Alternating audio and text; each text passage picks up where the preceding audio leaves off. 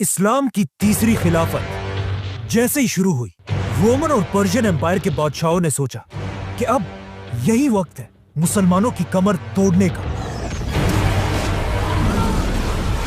और उन सारे इलाकों को मुसलमानों से वापस छीनने का जिन्हें हजरत उमर ने इन एम्पायर से फतह किया था।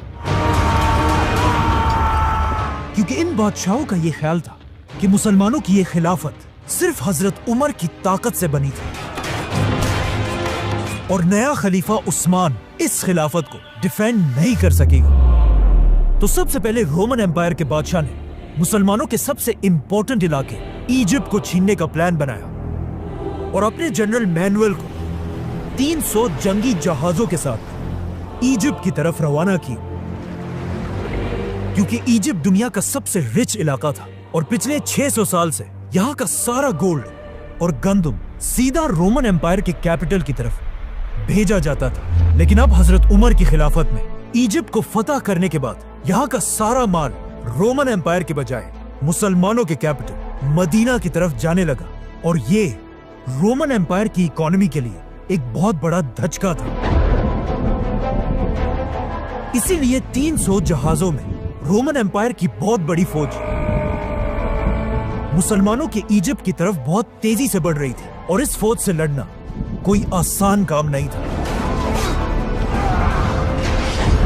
इसीलिए सारे मुसलमान इजिप्ट को फतह करने वाले सहाबी और जनरल अमर बिन आस की तरफ देखने लगे। लेकिन यहां पर एक बहुत बड़ा मसला था। मुसलमानों के जनरल अमर बिन आस को इस हमले से पहले ही उनकी पोजीशन से हटा दिया गया था।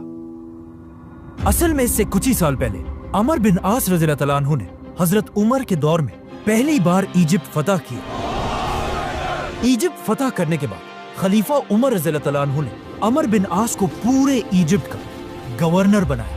लेकिन पहले दिन से खलीफा उमर को अपने इस गवर्नर अमर बिन आस रज़ियल्लाहु तआला अन्हु से एक बहुत बड़ी शिकायत थी और वो शिकायत ये थी कि इजिप्ट दुनिया का सबसे रिच इलाका होने के बाद भी हजरत अमर बिन आस वहां से मदीना की तरफ बहुत कम टैक्स भेज रहे थे और हजरत उमर इस बात से बिल्कुल भी खुश नहीं थे।